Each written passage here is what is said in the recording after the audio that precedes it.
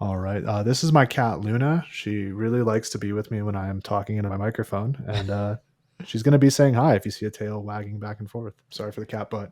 Good luck. Hello, everybody. My name is Lat Mackey, and this is Sequence Break, a podcast that features conversations with speedrunners, developers, content creators, and everything in between. This is episode 74. We're going to be talking about Sunny. We're going to be talking about TUNIC with Sunnymuffin. I can't even talk. This is what happens.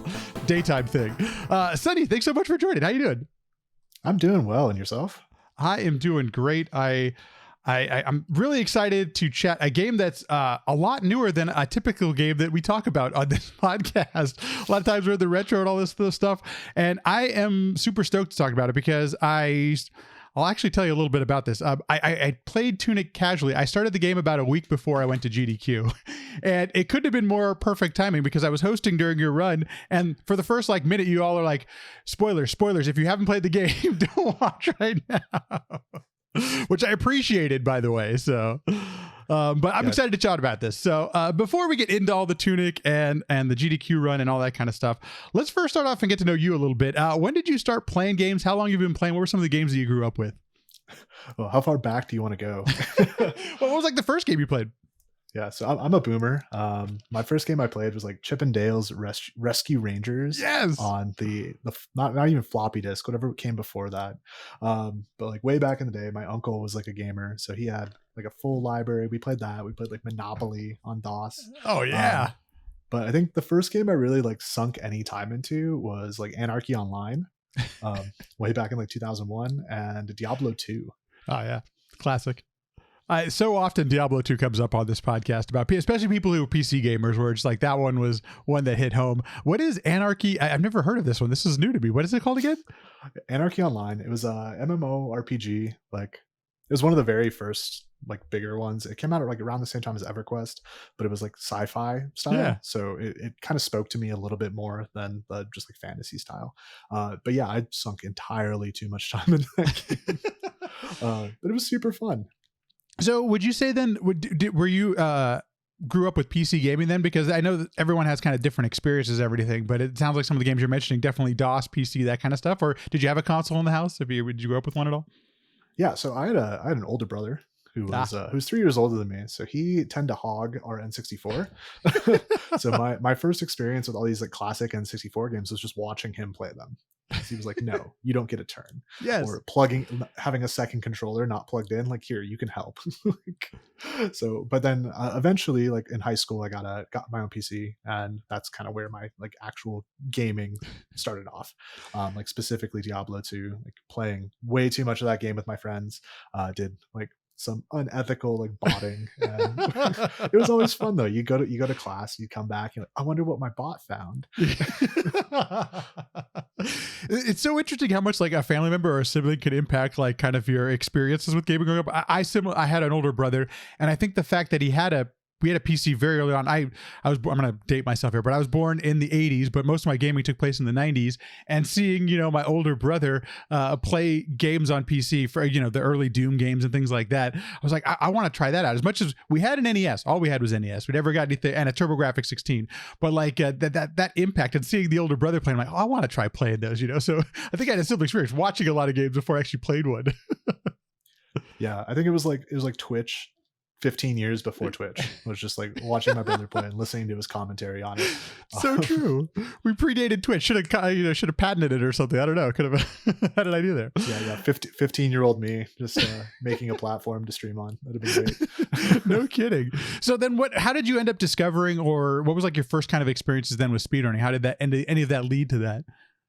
I'm not even sure how I first tripped upon speedrunning, but it was in the SDA days.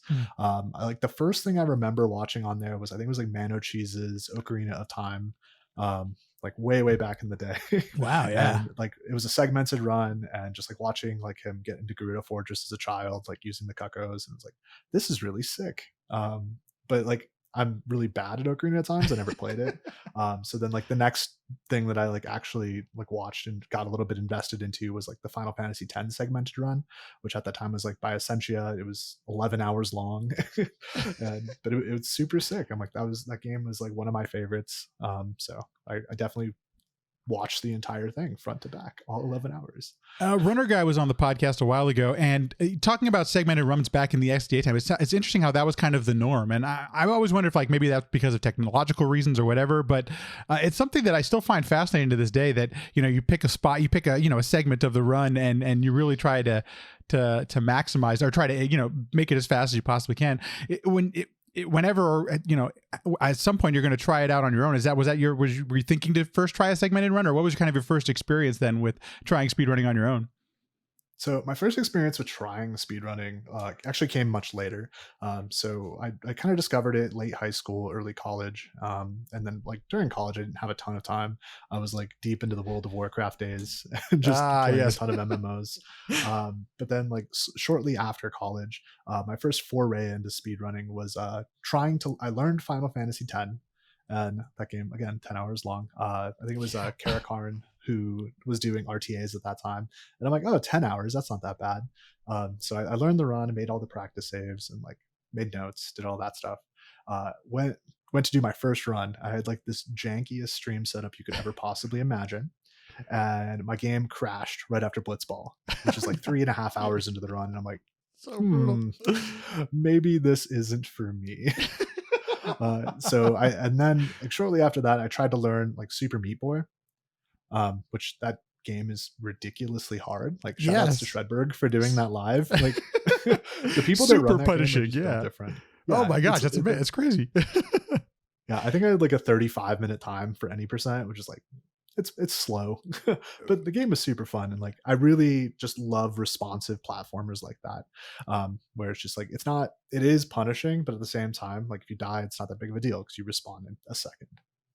This is okay. First of all, nobody has ever said Final Fantasy X and Super Meat Boy. Just to let you know. So, apparently, I was ambitious. Yeah, little, just a little. When you were Final Fantasy X, at this point, are you playing the PC version, or is this the PS2 version, or some other PS2 version? Okay, yeah. So with the composite out, and I had like a video split. It was I just still to this day, that's a very long run. The PC version run obviously has come down, but I was like, that's super surprising that a little ambitious to say the least. Interesting. You mentioned Meat Boy though, because the platforming on Super Meat Boy is just like awesome, but it's a game that is not forgiving at all. I mean, any little mistake and you're dead in that game. Did you stick with it for a while? Because that game could weigh on your nerves a little bit and keep grinding. Yeah, I didn't really grind it down too much. It was more of just a casual speedrun type thing. It was just like a game that I really enjoyed that I wasn't very good at. I definitely remember watching like Breakdown's run. I think it was 2013 where he ran 106%. And that run was just so cool. And I'm like, I can do that. No, I can't do that. But it was fun. Like I had a good time with it. I didn't stream it or anything, just kind of on my own. Like I could beat that game quickly. So then, do you have a game, or is there at some point you start taking any of the speedruns a bit more seriously? When I say serious, where it's still like a recreational hobby, but maybe you did dedicate a little more time to it. Yeah. So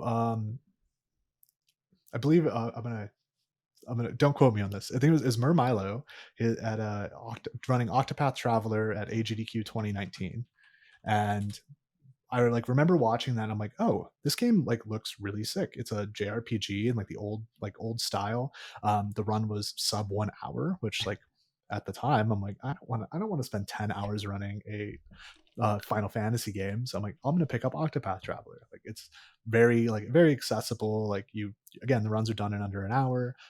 At the time, the Discord just had really, really good resources. Like they had guides, they had notes. They were like, it was just very, very easy to hop into. So I started learning a bunch of like different categories within Octopath Traveler. I don't know how familiar you are with the game, but there's like a billion different categories. So it kind of gave me like the variety that I needed. I loved my casual play of Octopath Traveler. Highly recommend it if you haven't. It's a really just great for those of us that grew up with RPGs. That was it hit all of the right notes for that. But the combat is also just really, really good, especially because it was made I think in 2018 or 17, somewhere around that time, where like we learned a lot about gaming and what makes up good design and things like that. So so many things right with Octopath Traveler. So before you decided to do the speedrun, had you played the game casually? Like were you familiar with it? Nope. Nope. Okay. I just picked up bought the game right after I watched that run, and I'm like, I'm gonna do this. I did play through it casually. Like I beat 2 or 3 stories. Didn't beat the final boss until like way later. But yeah, it was just a ton of fun, and I really, really enjoyed like learning those on Switch. Um, yeah, it was one of my better speedrunning moments was just getting into that game and learning all these different categories. There's a couple things you mentioned there that I think are important, and one of them is that when you joined the community, there were a lot of resources available. And typically, I usually run a lot of TurboGrafx 16 games, even though right now I'm currently grinding Zelda 2. And we're a smaller community, but for the games that have a few people running them and stuff, there have been resource people have done work and they've shared the resources. And it's interesting, and we have a Discord and all those kind of things. It's interesting how much that can impact or influence people to decide to move forward with the game or to spend some time with it. Sounds like you had that experience. I think that's really kind of important to the whole speedrunning thing. It sounds like it helped you. Yeah, like, well, while routing is fun, there are people that are way better than I am. So I was just able to come in and like Dahlia is true, who was one of the like original routers of that game, just had like PDFs with notes for every single category that were all like laid out the exact same. They had a flow to them, and once you like understood how to read his notes, like you were able to pick up a different category and just run it straight from the notes, like no video required. That is oh man, I that is super helpful. And I got to tell you, I've had similar experience getting into Zelda 2. There's a fantastic community that is documented. They even have notes on if you do this in a marathon, here's what you can talk about during. I mean, they have so many. It's pretty amazing. I'm like, oh my gosh, this is amazing. Like, why don't I run more games that have like 100 people actually running the game? So, but that's very cool. The other thing you mentioned that I think is kind of interesting to because I relate to this completely is the amount of time it takes to do a speed run. For most of it, because like yourself, I got a day job and I don't have a lot of time to dedicate to speed runs. I look for runs that are around a half an hour. You know, it's one thing that's really scared me off from running Zelda 2 is that how long the runs are. But you found this niche, this perfect hour time limit. And it's interesting how much that actually impacts, you know, your decision to speed run a game. And I'm curious, is that still kind of something that's true to today, or have you been able to find things have you been able to play with that a little bit, or is that still kind of a thing you look for today? Yeah, I definitely think like anywhere in like the hour or 2 hour mark is probably about my limit. I do run like Galdera in Octopath Traveler, which is a 4 hour run, but like I definitely start to feel by the end of the run, my brain is just like lagging. It's too taxing to pay attention for that long. So I do gravitate toward the shorter runs. But yeah, and I think it is more fun to be able to sit down and get a good handful of attempts in, and then just like, oh, cool. I've been playing games for 3 hours. Now I can just call it, as opposed to like, oh, I still have an hour to go.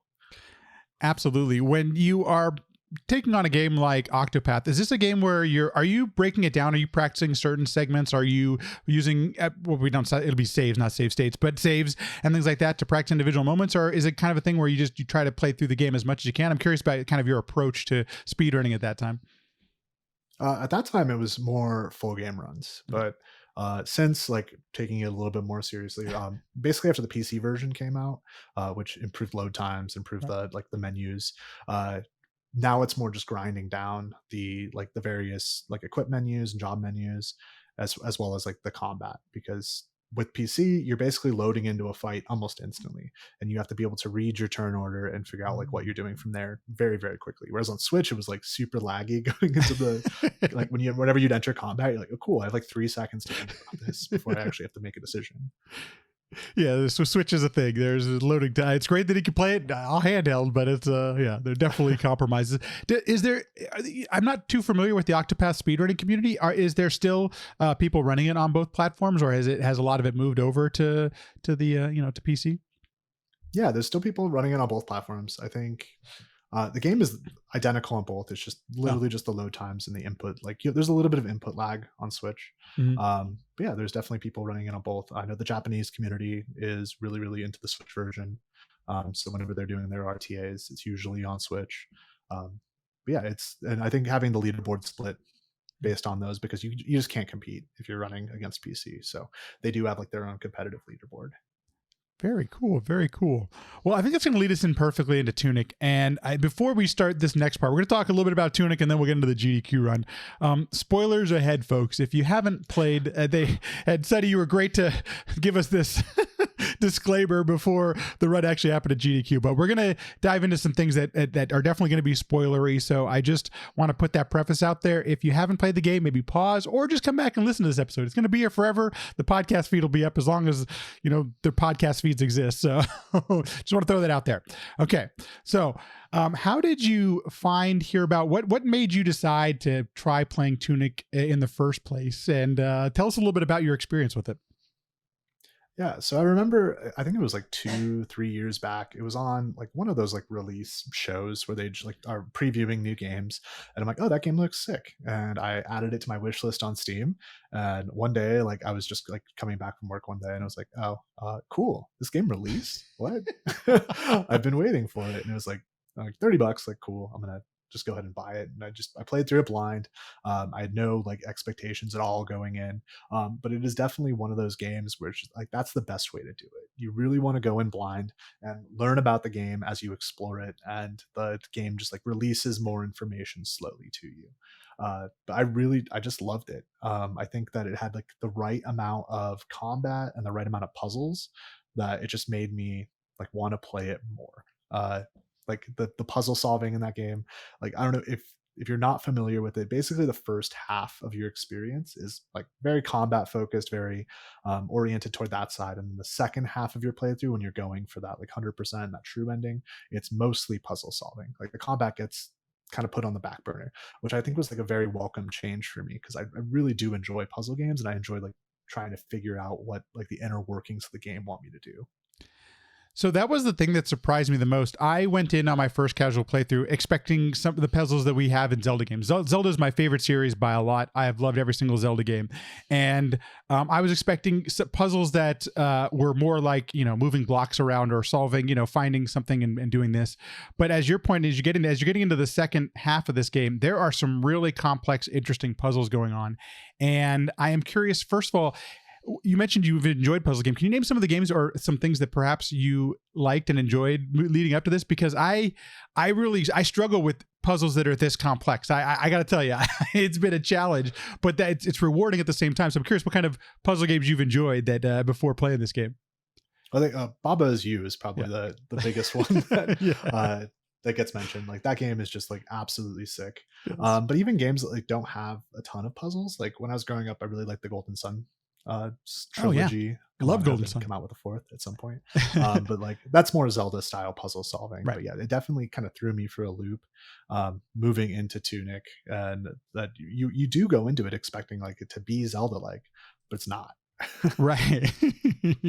And okay, we'll get back to Tunic in just a sec. I want to take a real quick detour. And you mentioned Golden Sun, because when I first played those on Game Boy Advance, they were like, there wasn't anything really like it on Game Boy Advance, interestingly enough. There was this limited amount of kind of action adventure RPG type games. And that game really, I try to play through it as much as every once in a while, because it's such it still holds up, I think, is a really good experience. But it was the kind of puzzling I think I also gravitated towards the more Zelda-like puzzles. And sounds like you may have had a similar experience with Golden Sun. Yeah, I definitely like Golden Sun and TLA were probably my two most played GBA games, like outside of Advance Wars. And like just being able to play it mobile, it was like super, super good. But yeah, and I did take a brief foray into learning Golden Sun any percent, which that's another 4-hour run. I'm like, why am I doing this? And that run just has like 40 minutes of text at the beginning. So I did like 2 runs and I'm like, nah, I'm good. But like shout outs to that community. They're super welcoming, and they will help you with anything that you need. That is so cool. That's once again, welcoming, helpful communities goes a long way to getting new runners into your game when people join and stuff. To get back to Tunic then, so I tried to do, there were some puzzles I needed some help on. It was above and beyond. Was there any point where you maybe asked for help or anything, or is this something that you really just tried to have your own casual experience as you went through the first time? I think I got all the fairies, all the pages without looking up anything. Right. But then there's spoilers, there's 10 secret treasures that you have to get, and some of those get really, really complicated and really out there. So I had to look up a guide for those. And then the final page, I know I was talking about it with May on the couch when we were doing the run, and it was like I was sitting there with my notepad like drawing out this thing, and I was like, there's no way. There is no way this is what they expect me to do. Turns out. If you haven't played it, and you talk about that, I think, during the GDQ run, don't you? Yeah, yeah. So, oh, that's right. You were talking with May about it. Sorry, my brain's coming back to me. Yeah, exactly. So that's one of the things I think that's kind of just really, the developers of this game obviously really cared a lot about the experience people are having. And you can tell it's so interesting getting games like this where you can tell, especially if they're probably maybe around our age in their 30s or somewhere around that, where it's like they have all this experience with previous games and it really goes into this, almost feels like a love letter at times. It goes into the game. And I really kind of felt like that experience quite often while I was playing this. And Yeah, so it's definitely just like it's super like it is like a callback to all of those old Zelda games and just building out the manual. It's like it just harkens back to a day that like I guess we don't have anymore, but it's definitely a love letter to that for sure. one other aspect I wanted to point out, and I've heard and seen some different reviews that kind of mention that this is kind of like a Dark Souls of Zelda, and I definitely died, I'm sure, over 100 times. Like there is definitely some very punishing fights, boss fights. But the thing I love about the game is that I rarely felt like there wasn't something I could learn how to do in the game. And I think that's really tough to kind of find that balance of punishing and cheap, kind of like Zelda 2 sometimes. But then also, like where you actually learn, if you learn and not just want to mash, you'll actually, the combat can be very rewarding. And I'm not sure if you had the same experience, but I really felt like that a lot throughout this game, especially in the first half, as you were mentioning. Yeah, I think it's a very fair game. I think like outside of the miasma section, which I think is a little bit weird, but I like there's a card that allows you to become immune to the miasma that I didn't learn about until after my first playthrough. So running through those sections with 1 HP was pretty bad, but that's my own fault. So again, it is a fair level of difficulty. I think all of the boss fights, like outside of boss scavenger, like who's the notable exception to the difficulty curve, Right. it all fit in pretty nicely. And yeah, I think they did a really really good job with that. Totally agree. At what point then do you think about speedrunning this game or picking up maybe trying to play this game as fast as you can? Oh, almost immediately.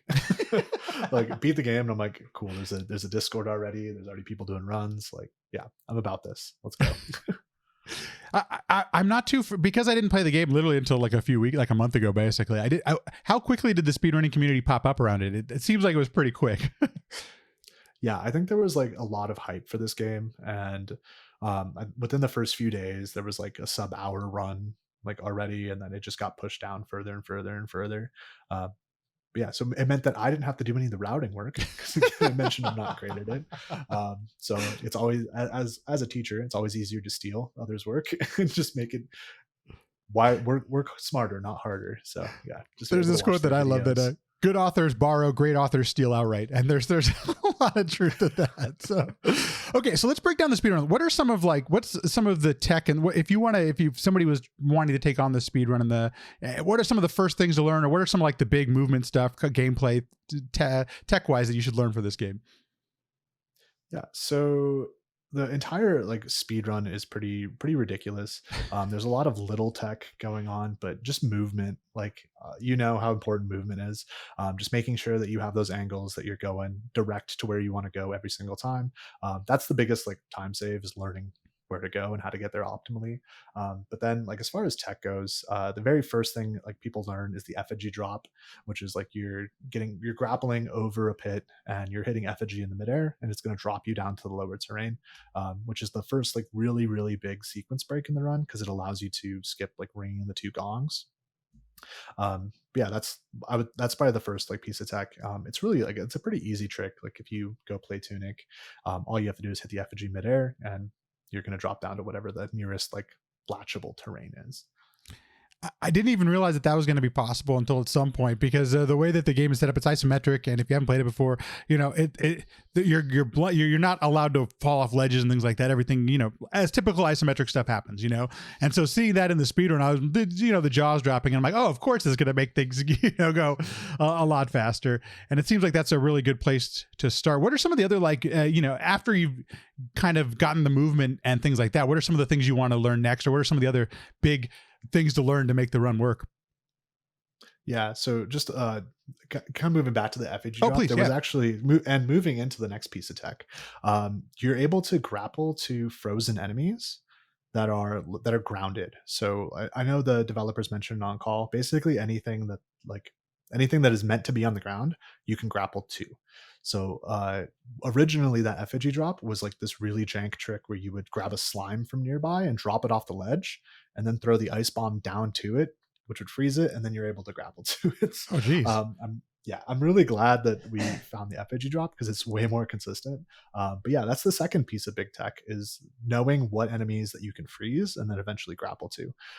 So a lot of like the traversing the world is going to be using that because it's just so much more efficient to move, like especially up and down in space when you're grappling to enemies. Like there's a few times that you're pulling these enemies off of ledges and then freezing them midair and then falling to them, and then you're able to skip large vertical sections that way. Same way with climbing up, you're able to freeze them at like the top of a mountain, grapple to them, and it's going to bring you up to the top very quickly that way. I noticed too, like on a lot of the overworld stuff, the movement is super important, but similar to Zelda 2, interestingly enough, just because I've been learning this, is avoiding encounters and trying to, some of the routing seem like I don't want to say avoiding, but how to maneuver through overworld encounters and things like that. And that seems like there's time. That's one of those places you're going to really be shedding time as you're first loading the run. Yeah, and just knowing where the enemies are and how to like what the different AI wants you to do to be able to avoid them. There's a few sections where you have to damage down to like do a death warp. So knowing like your enemy damage values and like if you miss getting hit by this attack, like how do you back that up a little bit later on into the route to make sure that you're at the proper damage to be able to then death warp to back to where your save is pretty important. And then there's a couple of skips where you have to like go through doors by freezing enemies and grappling them. And again, that's just like learning those enemies AI, what their behaviors are, and then how to make that as efficient as possible. Like it's a little thing, but knowing how to like get the enemy into the proper position where it only takes 2 grapples instead of 3, that's almost 2 seconds that you just saved right there. Yes, yeah, and that adds up quite a bit over the course of a run. We jumped in, and I didn't even mention some of the categories. What are the categories we have in Tunic that are the main categories? So, I guess. So we have any percent, which is just beat the game as quickly as possible. If you are familiar with the game, you're supposed to go to the air fight, and she's supposed to defeat you the first time. It's like one of those moments where it's like an intentional death. But turns out you can actually defeat her the first time and end the game right there and then. There's like an entire back half of the game that you don't even see in the any percent and the true ending categories, where you're a ghost and you're running around picking up relics and getting your powers back. Right. So there is the all relics category, which actually does that. It's currently routed with the no major skips modifier, where it's like you can't do your grapple freezes off ledges, you can't do effigy drop, there's a whole host of like different things that you can't do, meant to be kind of a more like glitchless style run. There's true ending, which it's pretty similar to any percent. It just adds a ton more collection because you have to get all of the pages as well as 10 fairies to unlock one of the pages. Well, that was what was run at GDQ. And then there's 100%, which you have to get all of the available upgrades on one playthrough, which is weird because there's like they're not even. I think there's like 5 in most of the stats and like 7 in one stat. I personally haven't messed with 100%, but it gets pretty wild, as well as all 10 of the regular trophies and all 20 fairies. So it's just a big collection bonanza, and that category, it actually looks like a lot of fun. And if I ever have any more spare time ever, that's the next one that I'm going to be looking at. I'm just thinking about the routing for that. That's, I mean, you're going to be traversing the entire map. So it's like, wow, that's going to take a long time. Yeah, and there's a few interesting glitches that are used in some of the other categories, and like I mentioned it at GDQ, but like Silent Destroyer has been like really working on optimizing a lot of the routes, and there's a way you can steal upgrades to make it so you just basically have infinite stamina. And that is working its way into the true ending category now. Well, where you got to explain that. How the hell does that work? All over the place. Yeah, no, wait a second. It's like, so he said it's a frame perfect trick, but you can lower the settings down to 60 hertz, and it's 60 FPS. Right. But basically, you interrupt saving by upgrading, and then you just mash the upgrade button, and you just get as many upgrades as you do before the actual save takes place. Oh, interesting. Yeah. Okay, so that because I mean that completely changes everything, right? That like is that something that could changes the Go ahead, I'm sorry. Okay. No, Oh go yeah, ahead. that just changes the entire like second back half of the run because normally you're just like your zips are limited by stamina, but if you have unlimited stamina, you just teleport all over the place. Right. It's a little bit of a different routing because you do have to pick up that upgrade item and you have to pick up a little bit of money. But it's pretty crazy. Like I do highly recommend watching one of his runs because it gets really insane. This is fascinating. And at the time of this recording, we're a little about like a week and a half after SGDQ, and almost all of the categories are under a half an hour, except for the all relics and the 100%. So just it's kind of nice. Once again, in the wheelhouse of the sub-hour runs, very nice that so many categories and different time currently.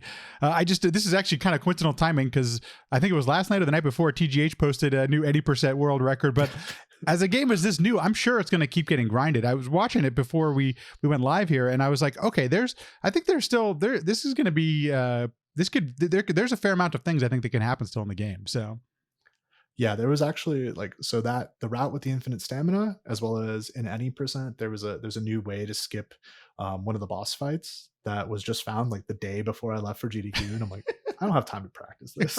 But yeah, there's definitely stuff still being found that will shave off some time. I know TGH is like, yeah, 19 is doable, and I'm like, I believe him. yes. And knowing the amount of time that he grinds, I wouldn't be surprised if he's the way to do it. So. Yeah, and his consistent, like, just huge shout outs to TGH. Yeah. Like, he really drove down the times, and his consistency is like, it's amazing. Like, I sit down for 4 hours and I finish 2 runs. He sits down for 4 hours and he finishes 5. Yeah, I completely agree with you. His dedication to that, it's on a whole nother level. And I wish I had that, to be honest with you. I'd probably be a better speedrunner if I did. So yeah, he puts in the work for sure. So this is okay. So I guess we'll talk a little bit here about the devs and the GDQ run itself and things like that. I guess first off, before we get, so for those of you who haven't watched the GDQ run, the two of the devs were on the call during the run. Who were the developers and how did that whole thing come about? Yeah, so we had Andrew Schultes, who is like the dev. Yeah, it's his game. He's the one that basically built the entire game. And then Kevin Regami, who did all of the audio for the game, Which has a wonderful soundtrack, kick ass, yeah, big time. He worked on Celeste. He works with Power Up Audio, who did audio for GDQ for however many live events they did. So he's a staple within the speedrun community. Did you end up like asking them, or is there a relationship with the Andrew and things like? Because I'm curious, like how that even comes about.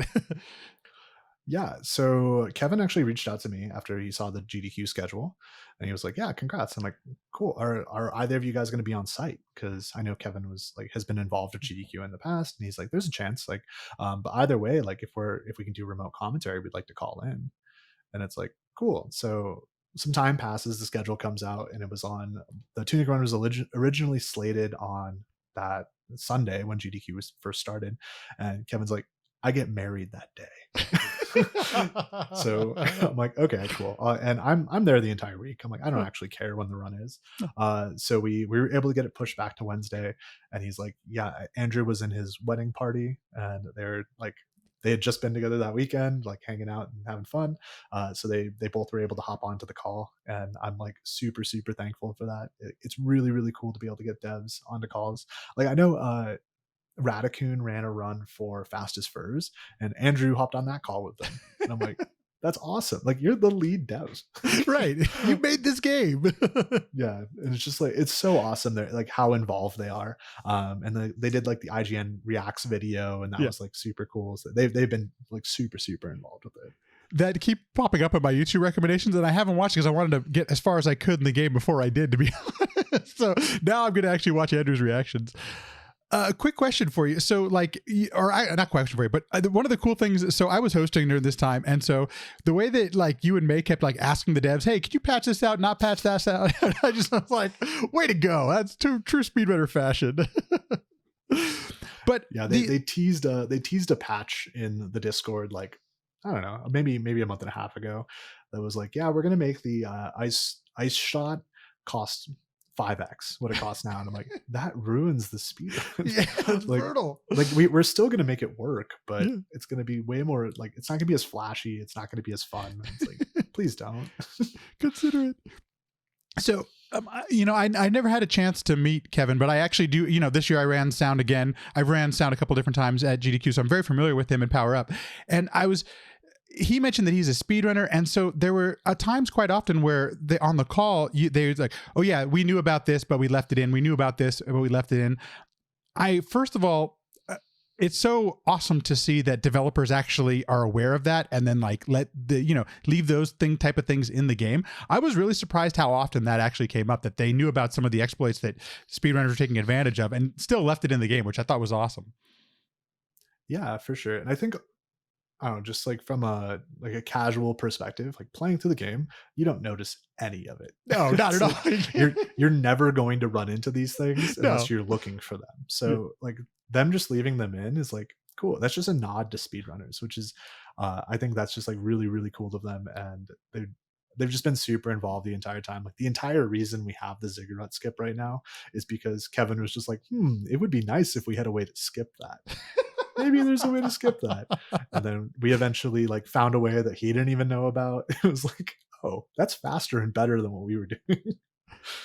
The other thing I noticed, and unfortunately I didn't get a chance to read all of these donations because the commentary was so good. You all had such a good thing going on, but there were countless other devs who had worked on the game. Maybe they did some audio, maybe they did, there are all these different ancillary, contract folks that had added to the game, and all they wanted to tell him is how much they loved Andrew, how much they loved the game. Like, it seems like everyone that touched this game just had a love for it. And I really do think that shows through, first of all, in the commentary that it was going on, but also in the game itself. I think it's kind of, it feels that way when you're playing it. Yeah, if you get a chance. So Finji is the one. I think they're the producer of the game. I'm not like, I don't know how game dev actually works. Yeah, I But think you're right though. I know that they're in the credits. They're involved.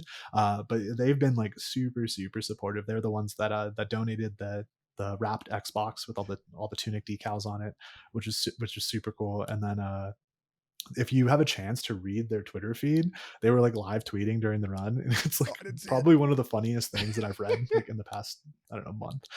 It was just like, it's super cool to see like how supportive they are of the speedrun community and how supportive they are of GDQ. Yeah, and I'm really kind of glad that my run was scuffed and we got to milk it a little bit longer, because it was just super positive, and I really do appreciate the chance to be able to run it at GDQ. That's such a good point. It almost made, don't get me wrong, I love speedruns. I always want to watch speedruns, but it almost makes me wish that we had a little bit more time with it, because we were getting such interesting info and just seeing the love poured for the game. I'm glad. Thanks for spreading, making it last a little bit longer than maybe it should have. Yeah, and that was like I originally submitted any percent, and I had an incentive to upgrade to true ending. And like after seeing just like all of this support flow in, I'm like, I really hope that we are able to like actually do that incentive and get some more game. And then we get to true ending, and I'm like, oh, I'm 10 minutes over. Oh well, it was fun. It was a good time. Totally worth it. Had you ever performed, or had you ever just submitted to a marathon before doing this one here at GDQ? Yeah, so this is actually my third GDQ run, but first in person. Oh, So I did Darksiders Genesis in 2020 for SGDQ, and I did Evergate in 2021. And then my first like in person run was at ESA Winter this last winter, where I ran Evergate, and like it's a different beast entirely for GDQ for sure, and just like the crowd energy and just being there, like, oh, it's insane. I was going to ask. That's so cool that this is your first in person. I know, regardless, there's always going to be tens of thousands, maybe sometimes 100,000 people watching. So that always is kind of a big thing nowadays with GDQ. But any nerves compared to like the online versus the in-person event? Yeah, I think so. My two online runs were like at like 3 a.m. So Oh. I was pretty tired for them. I woke up for both of them, and it's just like, well, I don't really have time to get nervous for it. But GDQ was slated for noon, and then it wound up like getting pushed back to 2. But like, yeah, definitely it's like sitting in the practice room, getting set up. It's like I am missing tricks that I've never missed in my life, and like trying to talk while playing it's pretty difficult during Tunic. But like thankfully I had really good commentators, so that was awesome. But yeah, like sitting down and like being able to dial in that first 5 minutes is like the most nerve-wracking thing I've probably ever done. So May pointed it out during your run, but I got to ask, and I don't know if there's a photo of it anywhere, but the notes that you had during the run, it had like illustrations. You have it on you? Oh, you still have it. Fantastic. Okay, here it is. Look at this. Now, what the hell is it telling you? Because I was a little bit confused looking at it, maybe because I hadn't finished the game at this point, but could you walk us through these notes a little bit? Yeah, so these are the puzzles for the game, and like if you look at, I guess I don't know what if you're mirroring this at all, but like look the cross in the top section, Mhm. that's basically telling me down, right up, up, left down, right, and you're following the line. Got it. So these are the different codes that you're putting in during the game, and this one right here is the big bad golden door, which is a sequence of 100 inputs that you have to put in at the very end of the run. Just Which, by sitting the there way, on I your think did you get keyboard it on the going, first try? Because like it seemed like I think you got it on the first no, try. it was second try. Oh, But second try. I Okay, so messed it up. happened so quickly. Yeah, I messed up very early into the first attempt, and it was like, okay, cool, just reset it, not a big deal. The worst is when you don't know if you messed up, because you sit there for another 30 seconds inputting the thing, and you're just like, oh, the door didn't open. Damn it. Yeah, I think I practice that more than anything, because it's like, yeah, I'm gonna be really nervous for this part. Like I've been on good PB pace where it's like your hands are shaking trying to put the code in, but nothing like sitting there at GDQ. Yeah, only tens of thousands of people watching, Yeah, live not a big audience, deal. 12 I'm staff really members happy in front. to. Yeah. Oh, sorry. Good. I'm just really happy that I don't think I missed one code the entire run, and like that was big for me. It's one of the things that I think is really important to a good GDQ run. This is just my opinion, but like having the presentation, it's about the presentation, and sometimes that presentation is gameplay at the the world record pace and all that kind of stuff. Kind of like what we saw with Simply and some others, doing runs like that. But on the other hand, like with this one was so interesting.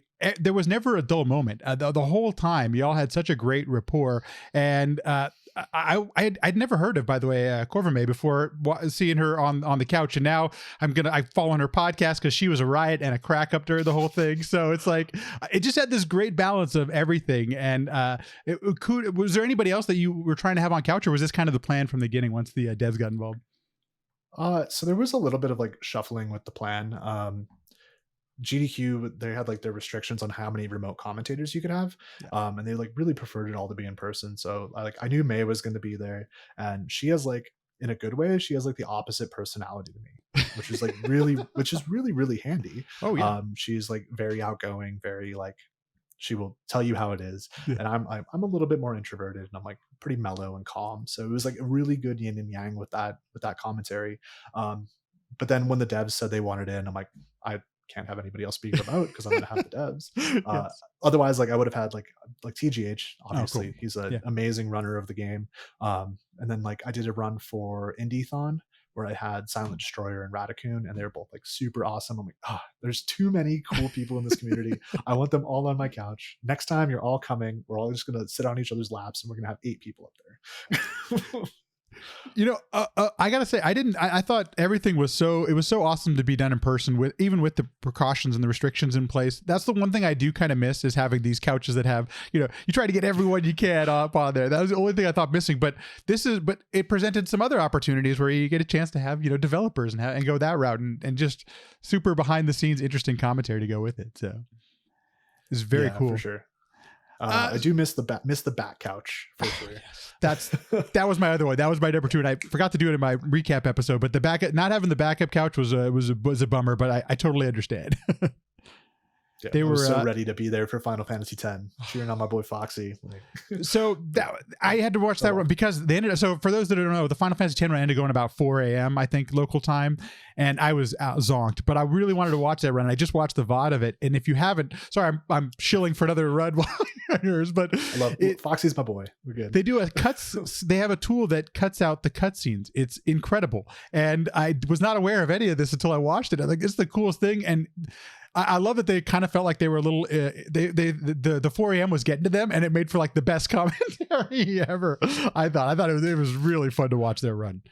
Yeah, him and Zick are just like 2 top tier people. Like, absolutely, please shill for them. Go for it. They deserve all the love they get. Go watch it. It was great. To kind of wrap up this tunic thing, is there, what do you think is kind of next? If there is anything next, what are some of the next, as the speed run goes, what do you think might be the new frontier for the next generation of speed runs we're going to see from it? If there's any new like big skips found, I think that that usually just like has a resurgence of people coming back. I mentioned before that they have a patch that they've been teasing. They tease like a potential speed run mode where you have like a on-screen timer, and I'm like, that would be really cool. I think my only gripe with the game right now is the cutscene skips at the very end of the run. There's basically three times you have to have frame, like it's one frame window Brutal. to save 30 seconds, and it's like in a 30-minute run. Ugh. Yeah, 30 seconds is gigantic. So that's where runs go to die, and it's right at the end of the run. It's like the worst thing. So I really hope they put in like just a quit to menu where you can exit out of the cutscene, because there's a few in the game that you already can do. Yeah. Like you can just exit out and it's gonna like advance the game state, and that those are just ones that you can't.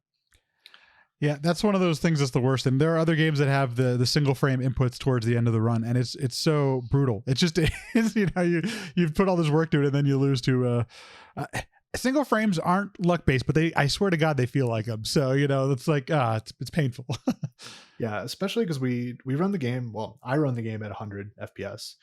There are tricks on both sides of the FPS like divide that work at higher FPS but don't work at lower FPS, and then flip flop as well that work at low FPS, don't work at high FPS. So like 100 is a good medium, and we actually just discovered that if you run it like frame rates that are higher than 60, you run slightly faster. So I don't envy the moderator team, because Oh yeah. they're gonna have to sort that out.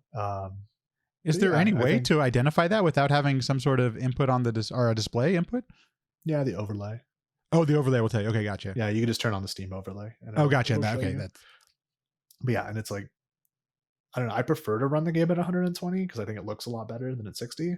But there are tricks that are just like way tighter. Like I went from having a like sub 30% consistency on the librarian quick kill to a 100% consistency. Well, assuming I don't get trolled like a GDQ. So it's interesting you mentioned that, because I actually have played the game on both. I played it on Mac and PC. I have a Mac laptop and I have a PC gaming Windows PC, and I actually did notice the difference between the I think I was running at 100 or 120 and the 60 that my MacBook could do. I was really surprised. It actually felt like the character was moving faster when I was playing on the PC. Like, and It is. okay, it is. Okay, it's cool. That wasn't just me. I was like, this seems a little bit. But I did appreciate at least it was cross-platform, so I could play on the go, with my laptop and everything, because that helped when I was traveling and stuff. So yeah, for sure. I think the PC version is definitely better. But like being able to have it on, like, it was a Game Pass day one, right, like release. So I think that really helped kind of get the word out. And it's like, cool, I can play this game for free. Yeah, I'm on board. But like as far as speedrunning goes, you need to be able to input the codes quickly, and a keyboard is just the best way to do that. Yeah, I don't know if they have any plans on a cross-platform yet to Switch or anything like that, but because I think it would make a good mobile game. But I'm not for the speed run itself. I imagine that a lot of that'll stay on PC, as you mentioned, for the inputs just alone. Sure. Very cool. So how about you? What's next for you? Do you want to keep grinding Tunic? Any other speed runs you're looking at, or any other casual gaming you like doing? Well, like every other GDQ runner, I hate my game after running it.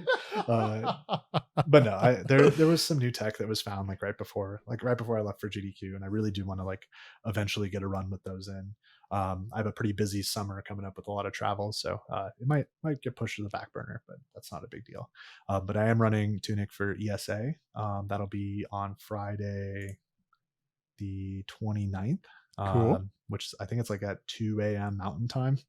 So 1 a.m. Pacific. Perfect time for me. I'll be awake. Yeah, but it'll be like 9 a.m. in Sweden. And then, nice. Also running Octopath Traveler on Tuesday the 26th for ESA. Which category? And we're doing a big. What's that? Which category for Octopath? We have some fun planned. We're gonna have a relay race. So we have 6 Octopath runners. We're gonna have 2 teams of 3, and we're gonna be doing Galdera. So we're gonna be swapping off. Basically each of us is responsible for a third, and if Zonorous winds up watching this, I'm sorry, but you're a Zoomer. We're gonna have our team Boomers versus team Zoomers. And he is old enough in the gaming community that he shouldn't be a Zoomer, but our community trends older, so Yeah, sad to say, but yeah, you know what? That was okay. Real quick side note: one of the first things that I was really scared about when I went to my first GDQ. I shouldn't say scared. I just conscious of that. I'm going to be the old guy. You know, I'm in my 30s. Everyone's going to be, you know.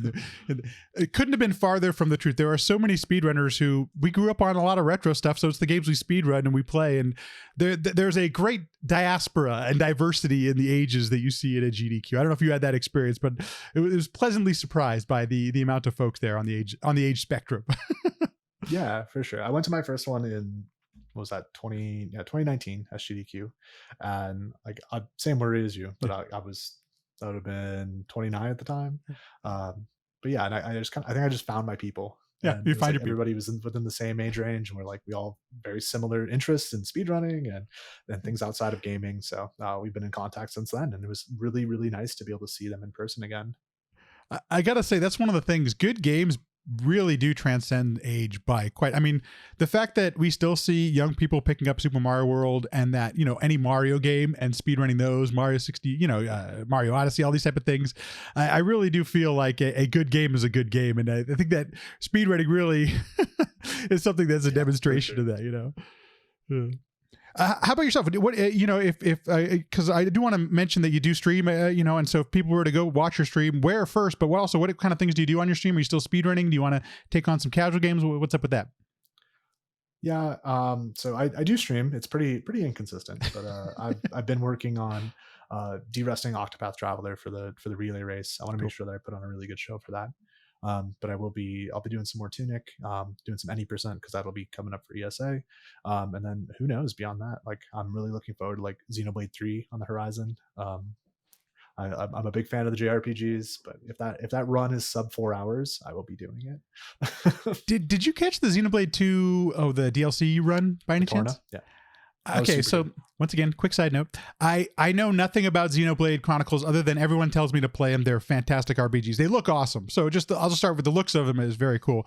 But I was running the soundboard for that run. I don't remember. I was doing something volunteer shift, and that run, the amount of information that was being thrown at me by the commentary was on a whole. I wasn't familiar with anybody, and I feel a little bit bad because I didn't know their names. So I'm trying to mic up. I think his name was Chugga and some others, and I was like, what's your name? Sorry, but anyway, the amount of backstory and lore. It sounds like you could spend a lifetime going through it. But Xenoblade Chronicles seems like a pretty great game and a pretty great speed run.